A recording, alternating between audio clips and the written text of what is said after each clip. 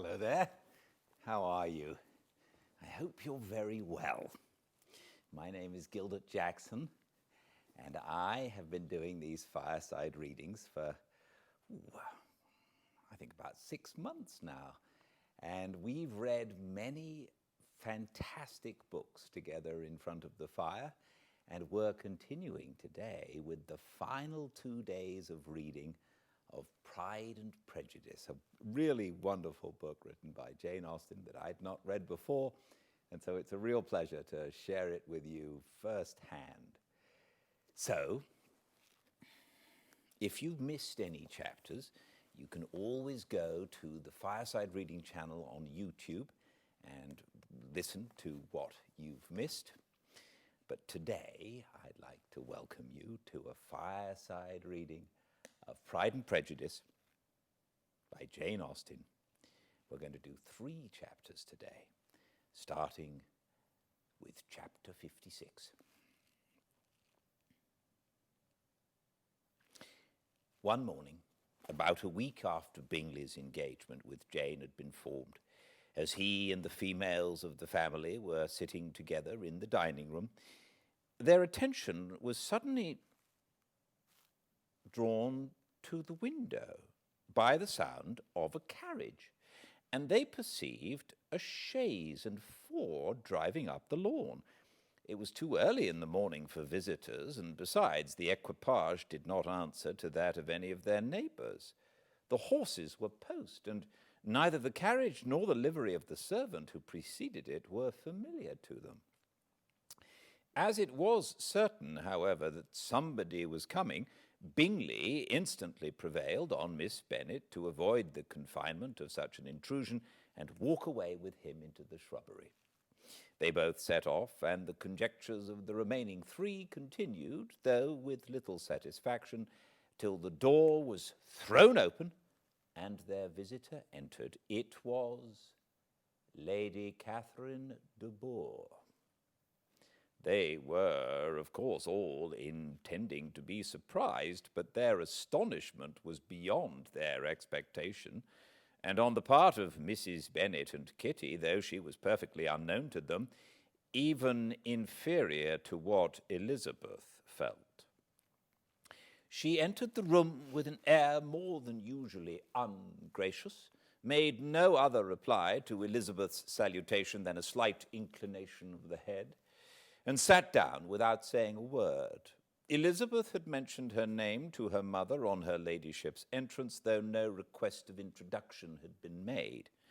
Mrs. Bennet, all amazement, though flattered by having a guest of such high importance, received her with the utmost politeness.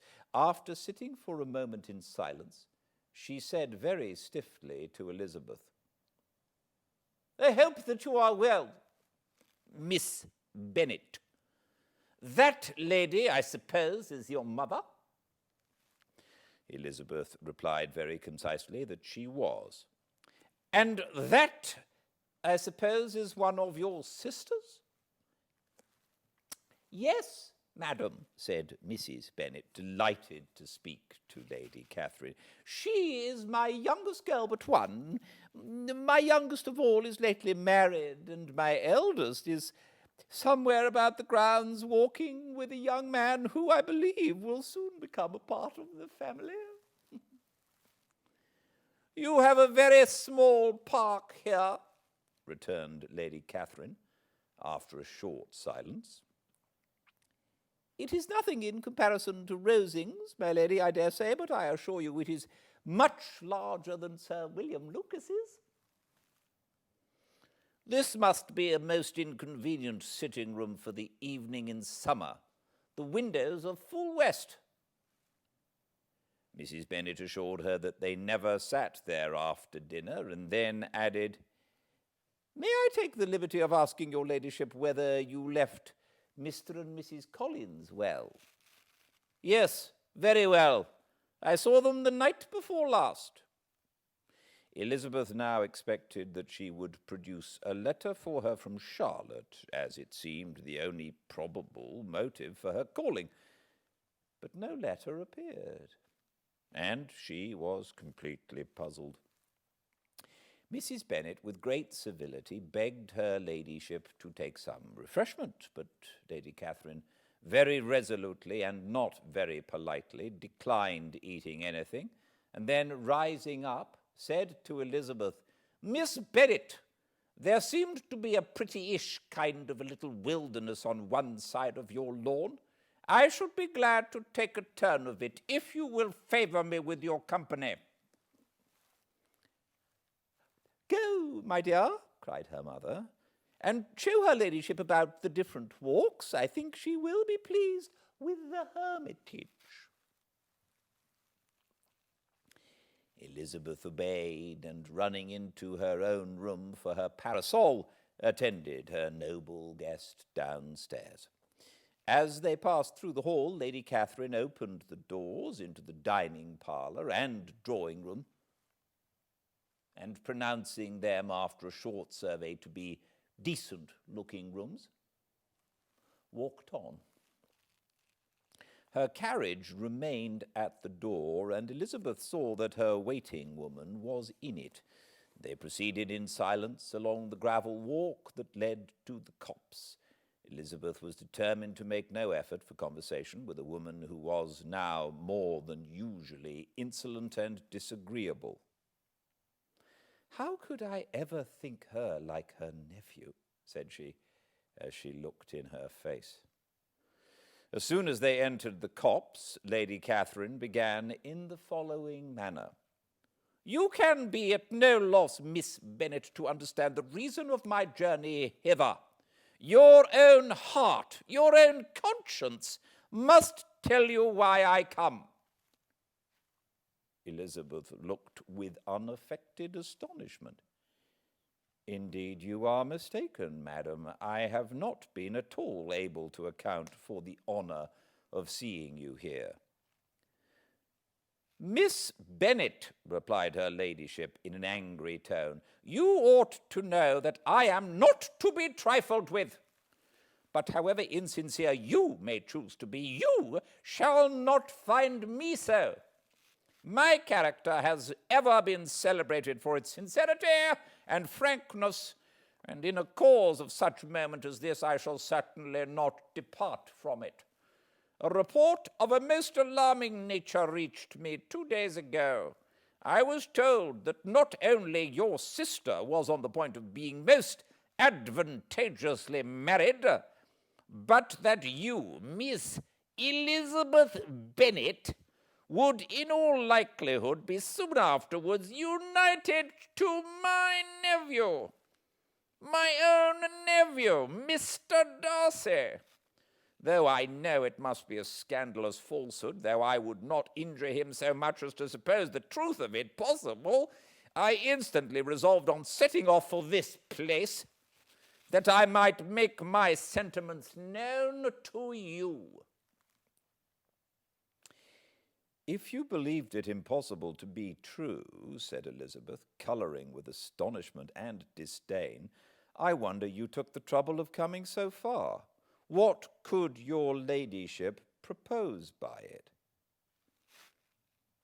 "At once to insist upon having such a report universally contradicted." "Your coming to Longbourn to see me and my family," said Elizabeth coolly, "will be rather a confirmation of it, if, indeed, such a report is in existence." "If? Do you then pretend to be ignorant of it? Has it not been industrially circulated by yourselves? Do you not know that such a report is spread abroad?" "I never heard that it was." "And can you likewise declare that there is no foundation for it?" "I do not pretend to possess equal frankness with your ladyship. You may ask questions which I shall not choose to answer." "This is not to be borne, Miss Bennet. I insist on being satisfied. Has my nephew made you an offer of marriage?" "Your ladyship has declared it to be impossible."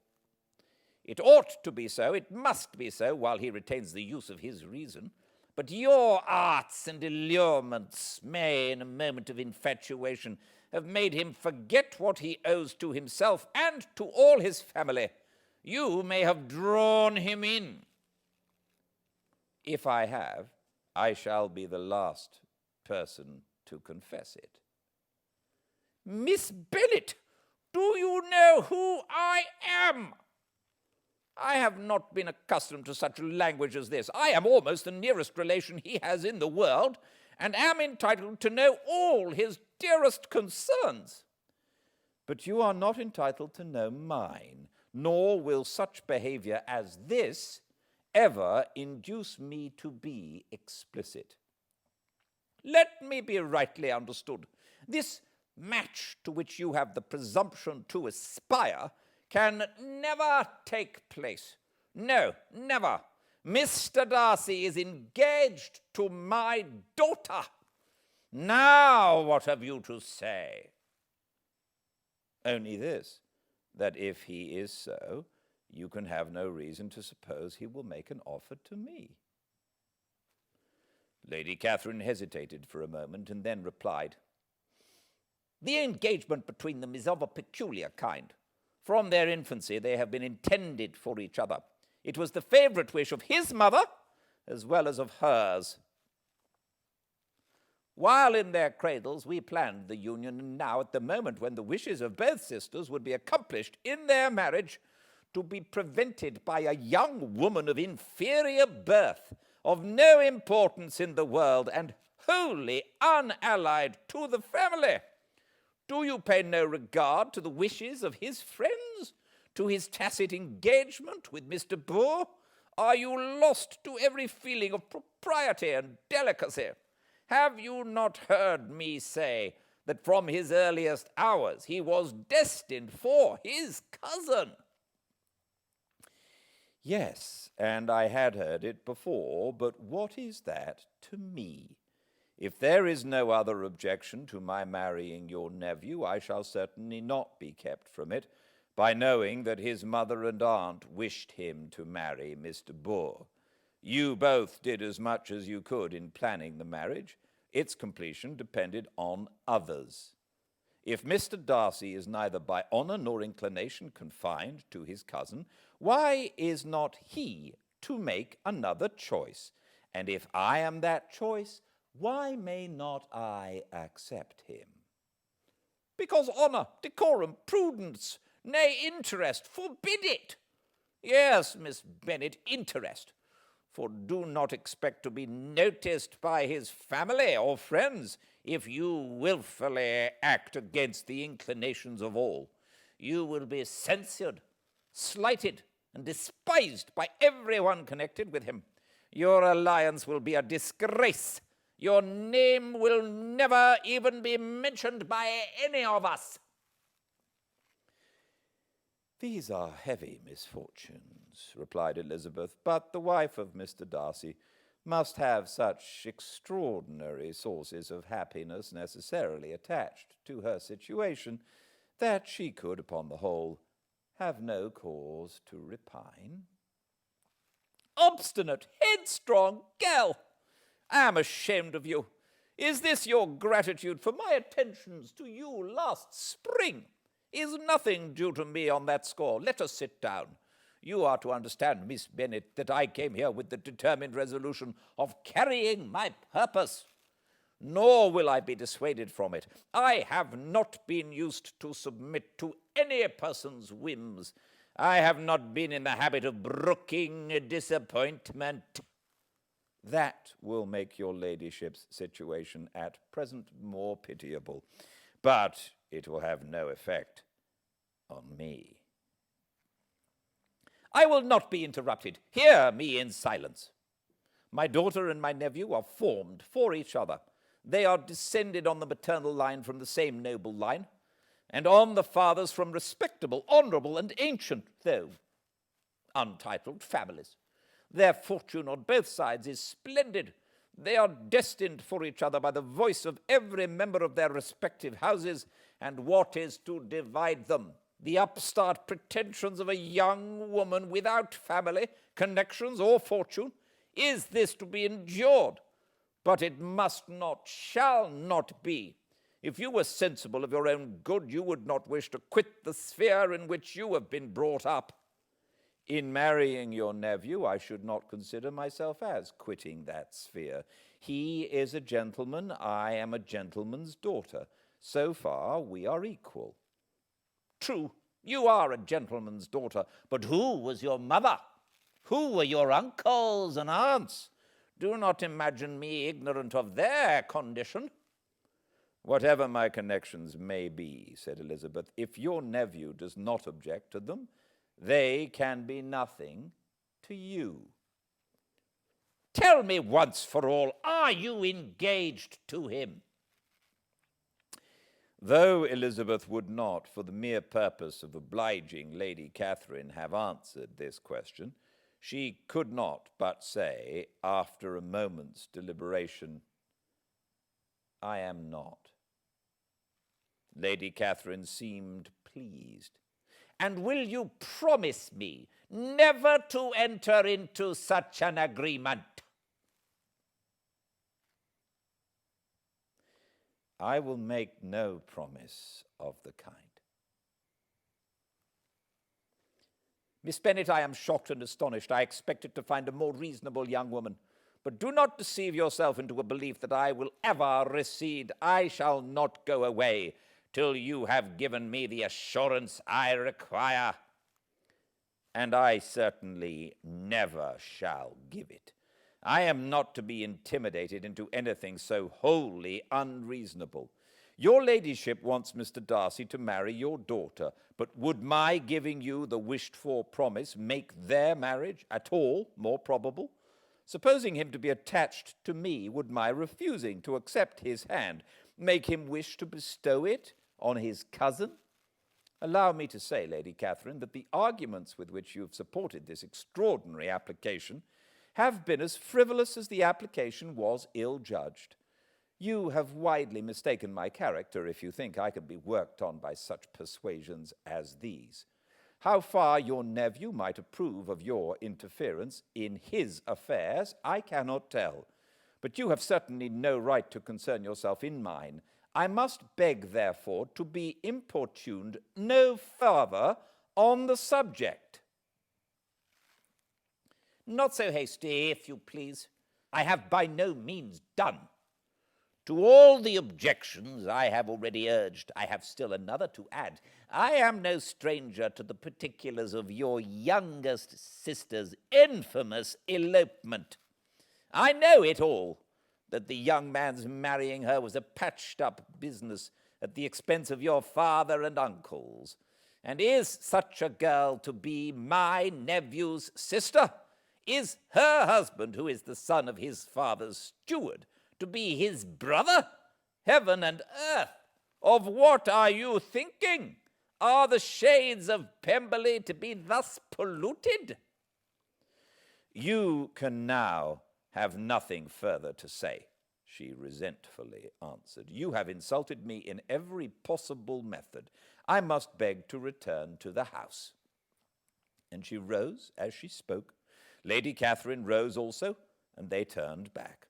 Her ladyship was highly incensed. You have no regard, then, for the honour and credit of my nephew, unfeeling, selfish girl. Do you not consider that a connection with you must disgrace him in the eyes of everybody? Lady Catherine, I have nothing further to say. You know my sentiments. You are then resolved to have him? I have said no such thing. I am only resolved to act in that manner which will, in my own opinion, constitute my happiness without reference to you or to any person so wholly unconnected to me. It is well. You refuse then to oblige me. You refuse to obey the claims of duty, honour, and gratitude. You are determined to ruin him in the opinion of all his friends and make him the contempt of the world. Neither duty nor honour nor gratitude, replied Elizabeth, have any possible claim on me in the present instance. No principle of either would be violated by my marriage with Mr. Darcy. And with regard to the resentment of his family or the indignation of the world, If the former were excited by his marrying me, it would not give me one moment's concern, and the world in general would have too much sense to join in the scorn. And this is your real opinion. This is your final resolve. Very well. I shall now know how to act. Do not imagine, Miss Bennet, that your ambition will ever be gratified. I came to try you. I hope to find you reasonable, but depend upon it, I will carry my point. In this manner, Lady Catherine talked on till they were at the door of the carriage, when, turning hastily round, she added, I take no leave of you, Miss Bennet. I send no compliments to your mother. You deserve no such attention. I am most seriously displeased. Elizabeth made no answer, and without attempting to persuade her ladyship to return into the house, walked quietly into it herself. She heard the carriage drive away as she proceeded upstairs.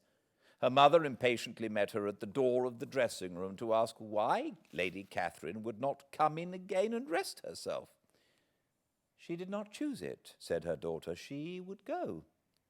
She is a very fine-looking woman, and her calling here was prodigiously civil, for she only came, I suppose, to tell us the Collinses were well. She's on her road somewhere, I dare say, and so passing through Meryton, thought she might as well call on you. I suppose she had nothing particular to say, Lizzie? Elizabeth was forced to give in to a little falsehood here, for to acknowledge the substance of their conversation was impossible. Chapter 57. The discomposure of spirits which this extraordinary visit threw Elizabeth into could not be easily overcome, nor could she for many hours learn to think of it less than incessantly. Lady Catherine, it appeared, had actually taken the trouble of this journey from Rosings for the sole purpose of breaking off her supposed engagement with Mr. Darcy. It was a rational scheme, to be sure, but from what the report of their engagements could originate, Elizabeth was at a loss to imagine, till she recollected that his being the intimate friend of Bingley and her being the sister of Jane was enough at a time when the expectation of one wedding made everybody eager for another to supply the idea. She had not herself forgotten to feel that the marriage of her sister must bring them more frequently together, and her neighbours at Lucas Lodge, therefore, for through their communication with the Collinses, the report, she concluded, had reached Lady Catherine, had only set that down as almost certain and immediate, which she had looked forward to as possible at some future time. In resolving Lady Catherine's expressions, however, she could not help feeling some uneasiness as to the possible consequence of her persisting in this interference. From what she had said of her resolution to prevent their marriage, it occurred to Elizabeth that she must meditate an application to her nephew, and how he might take a similar representation of the evils attached to a connection with her, she dared not pronounce. She knew not the exact degree of his affection for his aunt, or his dependence on her judgment, but it was natural to suppose that he thought much higher of her ladyship than she could do, and it was certain that in enumerating the miseries of a marriage with one whose immediate connections were so unequal to his own, his aunt would address him on his weakest side. With his notions of dignity, he would probably feel that the arguments, which to Elizabeth had appeared weak and ridiculous, contained much good sense and solid reasoning. If he had been wavering before as to what he should do, which had often seemed likely, the advice and entreaty of so near a relation might settle every doubt and determine him at once to be as happy as dignity unblemished could make him. In that case, he would return no more. Lady Catherine might see him in her way through town, and his engagement to Bingley of coming again to Netherfield must give way. If, therefore, an excuse for not keeping his promise should come to his friend within a few days, she added, I shall know how to understand it. I shall then give over every expectation, every wish of his constancy. If he is satisfied with only regretting me, when he might have obtained my affections and hand, I shall soon cease to regret him at all. The surprise of the rest of the family on hearing who their visitor had been was very great, but they obligingly satisfied it with the same kind of supposition which had appeased Mrs. Bennet's curiosity, and Elizabeth was spared from much teasing on the subject. The next morning, as she was going downstairs, she was met by her father, who came out of his library with a letter in his hand. Lizzie, said he, I was going to look for you. Come into my room. She followed him thither, and her curiosity to know what he had to tell her was heightened by the supposition of its being in some manner connected with the letter he held. It suddenly struck her that it might be from Lady Catherine, and she anticipated with dismay all the consequent explanations. She followed her father to the fireplace, and they both sat down. He then said, I have received a letter this morning that has astonished me exceedingly. As it principally concerns yourself, you ought to know its contents. I did not know before that I had 2 daughters on the brink of matrimony. Let me congratulate you on a very important conquest. The colour now rushed into Elizabeth's cheeks in the instantaneous conviction of its being a letter from the nephew instead of the aunt, and she was undetermined whether most to be pleased that he explained himself at all, or offended that his letter was not rather addressed to herself, when her father continued, You look conscious. Young ladies have great penetration in such matters as these, but I think I may defy even your sagacity to discover the name of your admirer. This letter is from Mr. Collins. From Mr. Collins? And what can he have to say? Something very much to the purpose, of course. He begins with congratulations on the approaching nuptials of my eldest daughter, of which it seems he has been told by some of the good-natured, gossiping Lucases. I shall not sport with your impatience by reading what he says on that point. What relates to yourself is as follows. Having thus offered you the sincere congratulations of Mrs. Collins and myself on this happy event, let me now add a short hint on the subject of another, of which we have been advertised by the same authority. Your daughter Elizabeth, it is presumed, will not long bear the name of Bennet, after her elder sister has resigned it, and the chosen partner of her fate may be reasonably looked up to as one of the most illustrious personages in the land. Can you possibly guess, Lizzie, who is meant by this? This young gentleman is blessed in a peculiar way with everything the heart of mortal can most desire. Splendid property, noble kindred, and extensive patronage. Yet in spite of all these temptations, let me warn my cousin Elizabeth and yourself of what evils you may incur by a precipitate closure with this gentleman's proposals, which of course you will be inclined to take immediate advantage of. Have you any idea, Lizzie, who this gentleman is? But now it comes out. My motive for cautioning you is as follows. We have reason to imagine that his aunt, Lady Catherine de Bourgh, does not look on the match with a friendly eye. Mr. Darcy, you see, is the man. Oh, now, Lizzie, I think I have surprised you. Could he or the Lucases have pitched on any man within the circle of your acquaintance whose name would have given the lie more effectually to what they related?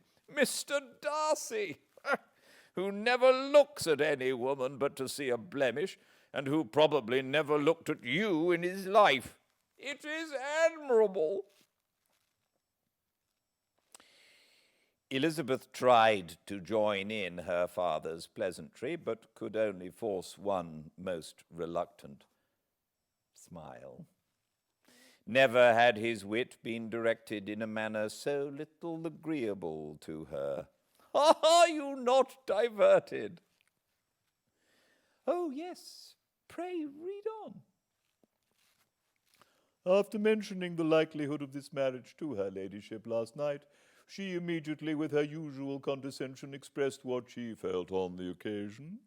When it became apparent that on the score of some family objections on the part of my cousin, she would never give her consent to what she termed so disgraceful a match, I thought it my duty to give the speediest intelligence of this to my cousin, that she and her noble admirer may be aware of what they are about, and not run hastily into a marriage which has not been properly sanctioned. Mr. Collins, moreover, adds, I am truly rejoiced that my cousin Lydia's sad business has been so well hushed up, and am only concerned that their living together before the marriage took place should be so generally known. I must not, however, neglect the duties of my station or refrain from declaring my amazement at hearing that you received the young couple into your house as soon as they were married. It was an encouragement of vice, and had I been the rector of Longbourn, I should very strenuously have opposed it. You ought certainly to forgive them as a Christian, but never to admit them in your sight, or allow their names to be mentioned in your hearing.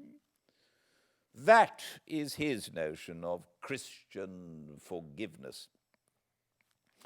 The rest of this letter is only about his dear Charlotte's situation and his expectation of a young olive branch. But, Lizzie, you look as if you did not enjoy it. You are not going to be missish, I hope, and pretend to be affronted at an idle report. For what do we live but to make sport of our neighbours and laugh at them in our turn?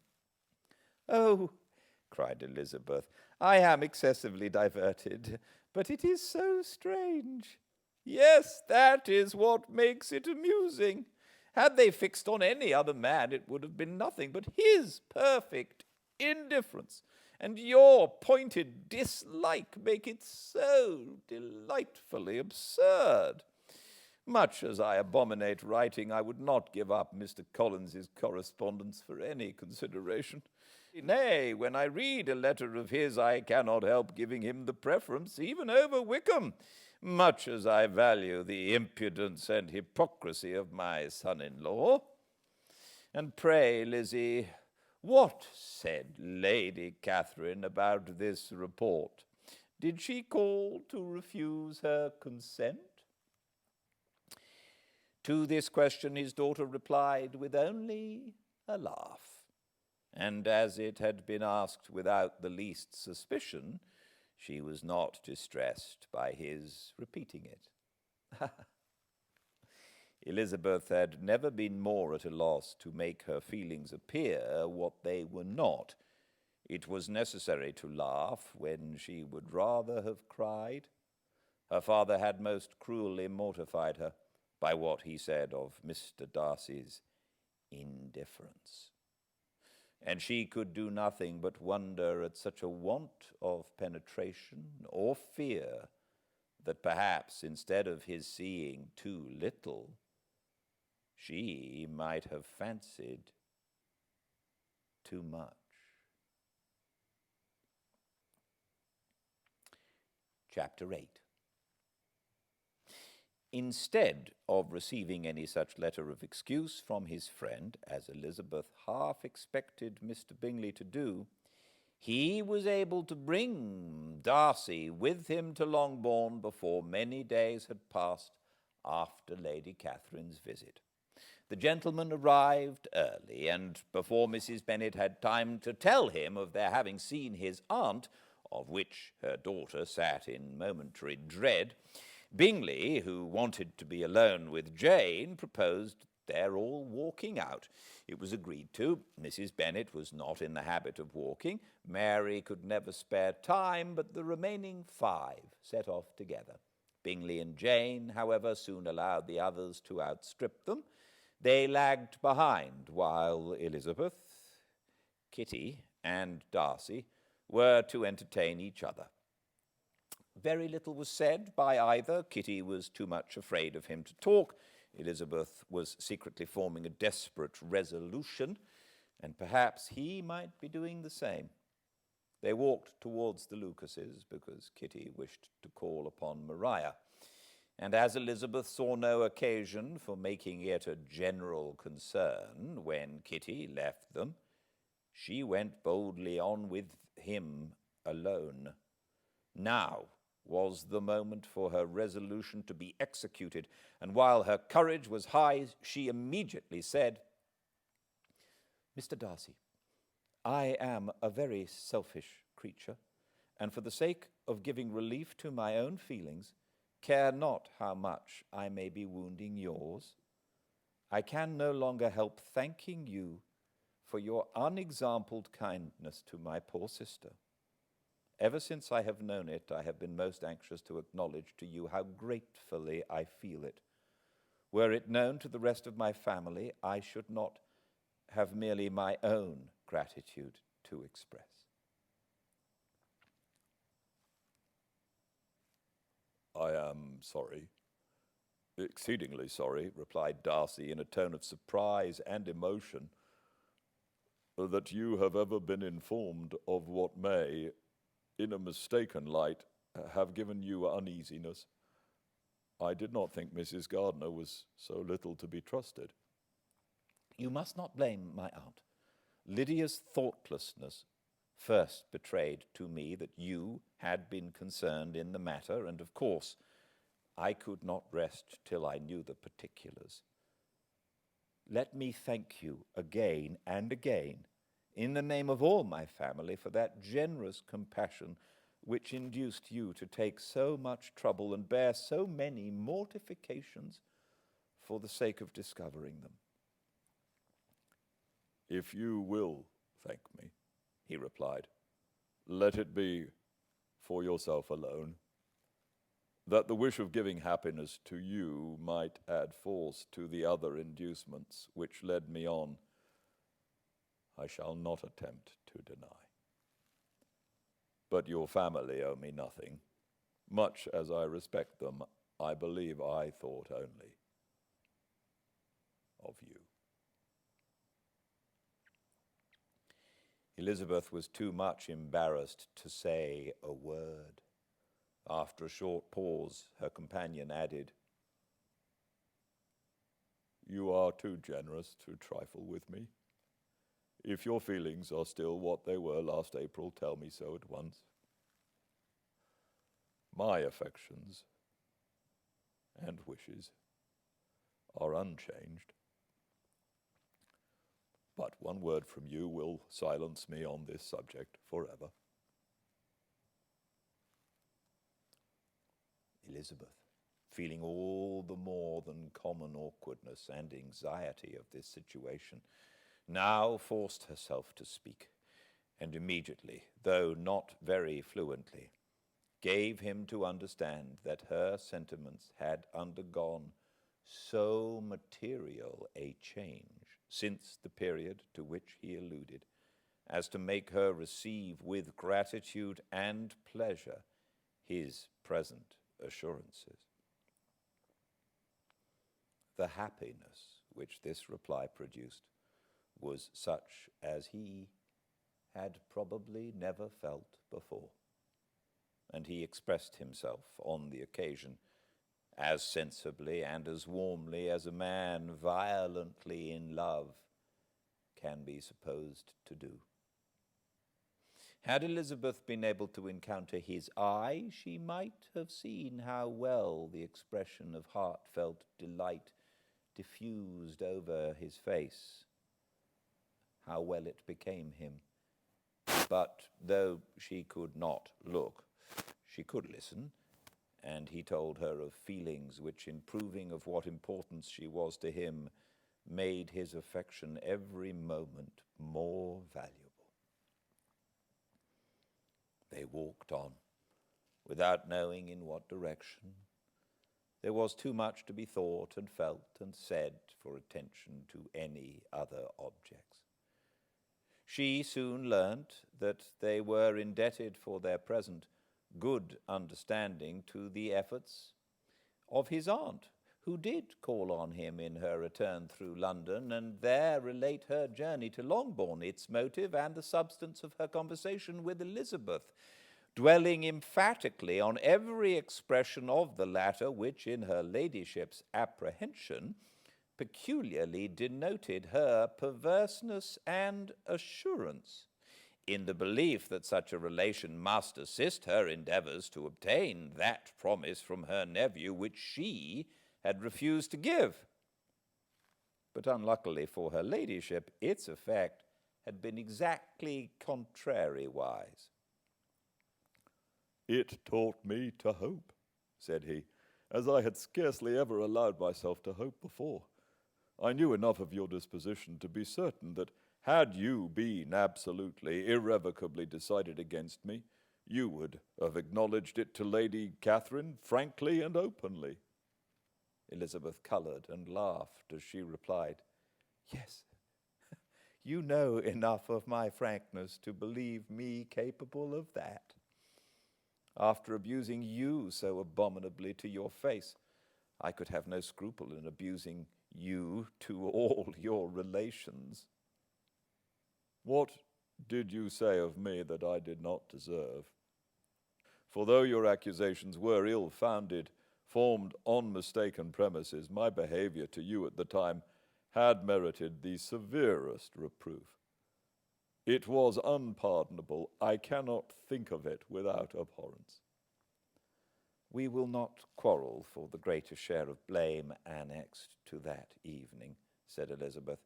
"The conduct of neither, if strictly examined, will be irreproachable, but since then we have both, I hope, improved in civility."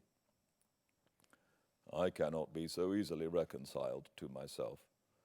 The recollection of what I then said, of my conduct, my manners, my expressions, during the whole of it, is now, and has been many months, inexpressibly painful to me. Your reproof, so well applied, I shall never forget, had you behaved in a more gentlemanlike manner. Those were your words. You know not, you can scarcely conceive how they have tortured me, though it was some time, I confess, before I was reasonable enough to allow their justice." "I was certainly very far from expecting them to make so strong an impression. I had not the smallest idea of their being ever felt in such a way."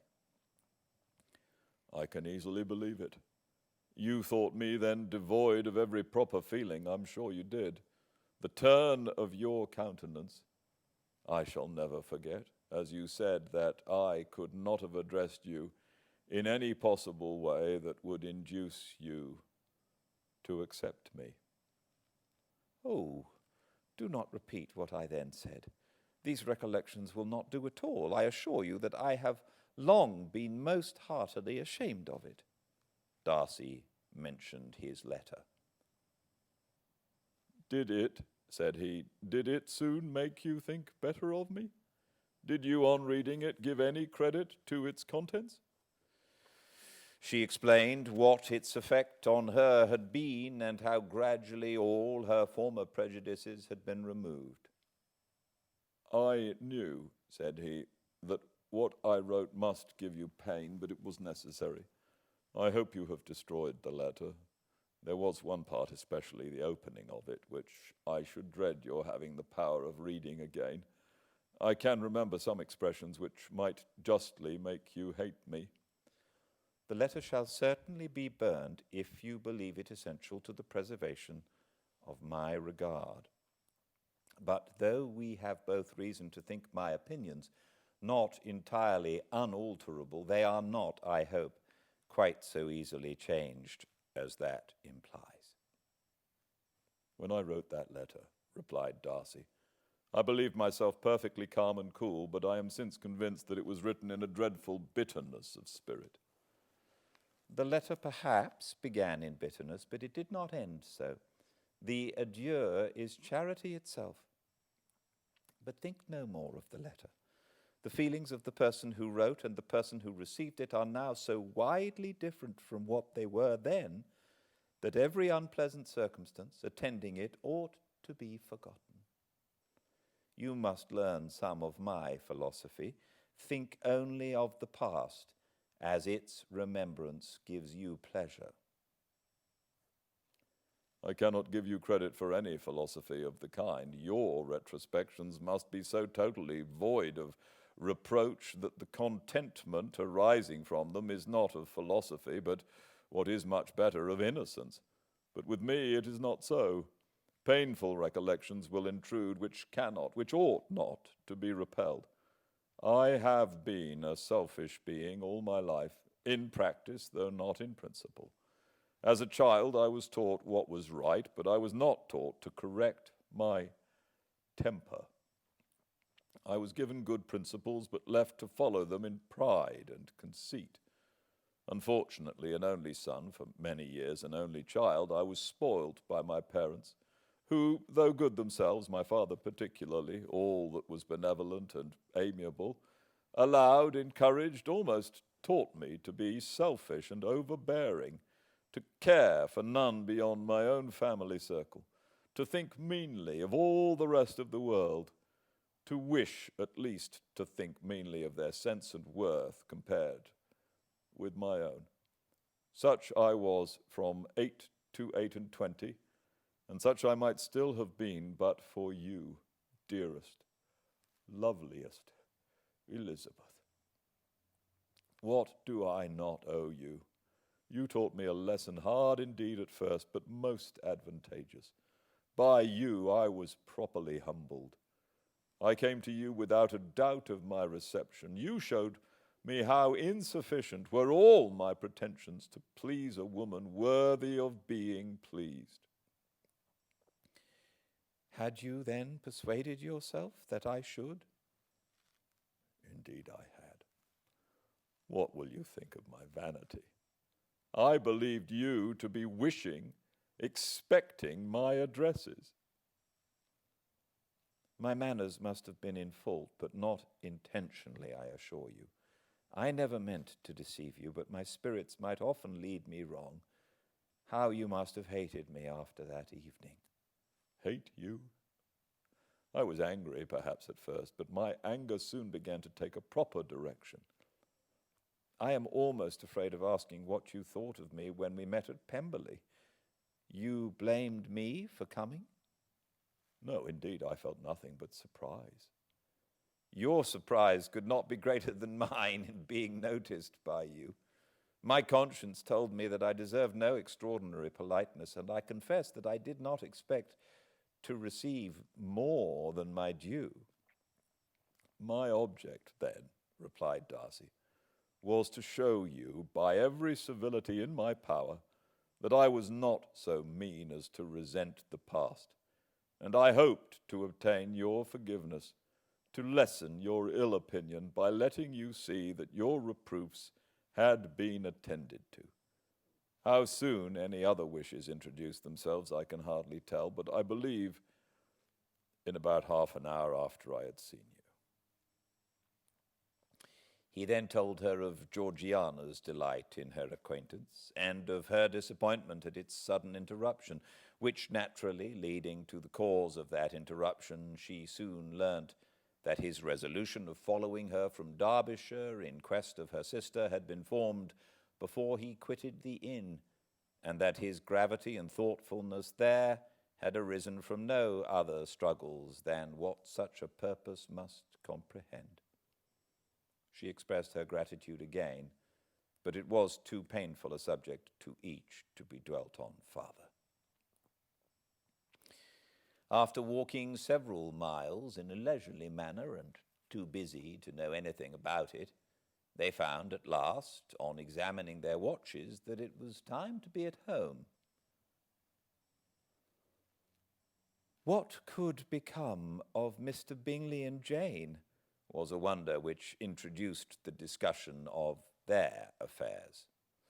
Darcy was delighted with their engagement. His friend had given him the earliest information of it.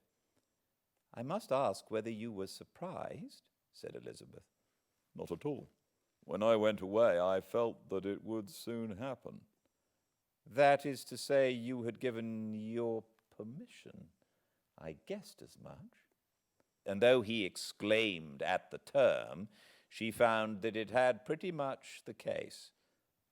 "On the evening before my going to London," said he, "I made a confession to him which I believe I ought to have made long ago. I told him of all that had occurred to make my former interference in his affairs absurd and impertinent. His surprise was great. He had never had the slightest suspicion. I told him, moreover, that I believed myself mistaken in supposing, as I had done, that your sister was indifferent to him, and as I could easily perceive that his attachment to her was unabated, I felt no doubt of their happiness together." Elizabeth could not help smiling at his easy manner of directing his friend. "Did you speak from your own observation," said she, "when you told him that my sister loved him, or merely from my information last spring?" "From the former. I had narrowly observed her during the 2 visits which I had lately made here, and I was convinced of her affection." "And your assurance of it, I suppose, carried immediate conviction to him?" "It did. Bingley is most unaffectedly modest. His diffidence had prevented his depending on his own judgment in so anxious a case, but his reliance on mine made everything easy. I was obliged to confess one thing, which for a time, and not unjustly, offended him. I could not allow myself to conceal that your sister had been in town 3 months last winter, that I had known of it, and purposely kept it from him. He was angry, but his anger, I'm persuaded, lasted no longer than he remained in any doubt of your sister's sentiments. He has heartily forgiven me now." Elizabeth longed to observe that Mr. Bingley had been a most delightful friend, so easily guided that his worth was invaluable, but she checked herself. She remembered that he had yet to learn to be laughed at, and it was rather too early to begin. In anticipating the happiness of Bingley, which of course was to be inferior only to his own, he continued the conversation till they reached the house. In the hall, they parted. Thank you for joining me. Hooray! They finally are together, and I look forward to the concluding chapters of Pride and Prejudice with you here, same time tomorrow, 5 Pacific at Fireside Reading. Find all the chapters that you miss on the Fireside Reading channel on YouTube. Until I see you again, please be very well. Good night.